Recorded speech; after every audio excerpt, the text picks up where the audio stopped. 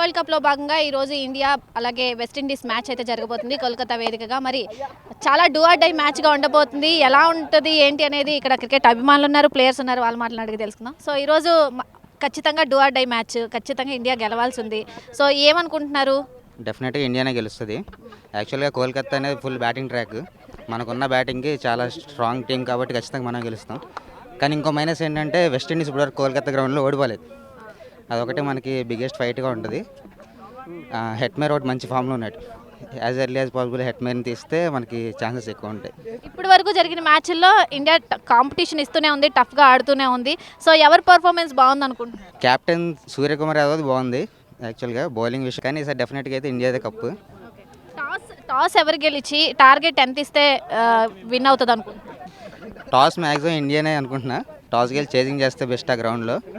Around 170, 180కి వాళ్ళని restrict చేయగలిగితే మనం దాన్ని ఈజీ చేయగలం. 200 అలా అయితే కొంచెం టఫ్ అవుతుంది. సో ఫస్ట్ మనం బౌలింగ్ మంచిగా చేస్తే ఛాన్స్ ఎక్కువ ఉంది.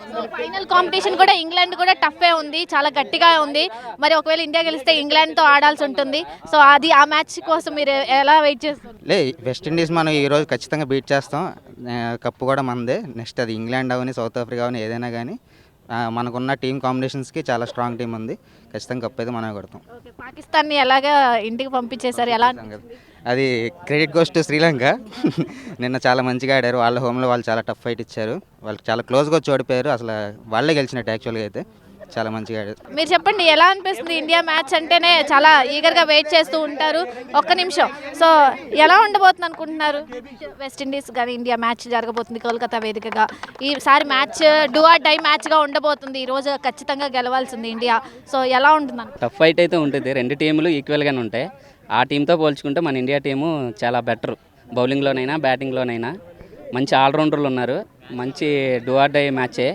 మంచి ఫ్యాన్స్కి అయితే మాత్రం ఫుల్ ఎంటర్టైన్మెంట్. మీ ఫేవరెట్ ప్లేయర్ ఎవరు? మా ఫేవరెట్ ప్లేయర్ ఇప్పుడున్న టీంలో అయితే ప్రజెంట్ లేడు, ఎంఎస్ ధోని.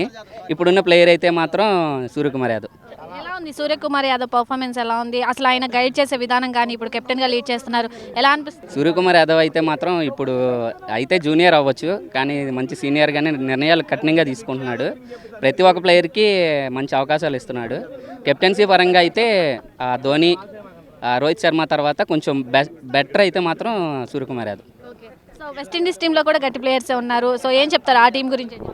వెస్టిండీస్ ప్లేయర్స్ గురించి చెప్పాల్సిందే ఉందండి. వాళ్ళు ఒకటే మైండ్లో పెట్టుకుంటారు, సిక్సర్ హిట్టింగ్. ఆ సిక్సర్ హిట్టర్లీ అది అడ్డుకునే శక్తి మన బౌలర్లకు ఉంది. మన ప్రతి బౌలరు మంచిగా పర్ఫార్మెన్స్ చేస్తున్నారు. ప్రతి ప్లేయర్ అయితే మాత్రం ఏ ఒక్కడికి తీసుకునే ప్లేయర్గా ఉన్నాడు. ప్రతి ఒక్కరు మంచి కాంపిటీషన్ ఉంది ఇండియా టీంలో నిలబడాలంటే ఖచ్చితంగా పర్ఫార్మెన్స్ అదిరిపోవాలి. దానికి తగ్గట్టుగానే ప్లేయర్స్ ప్రతి ఒక్కరు పర్ఫామ్ చేస్తున్నారు.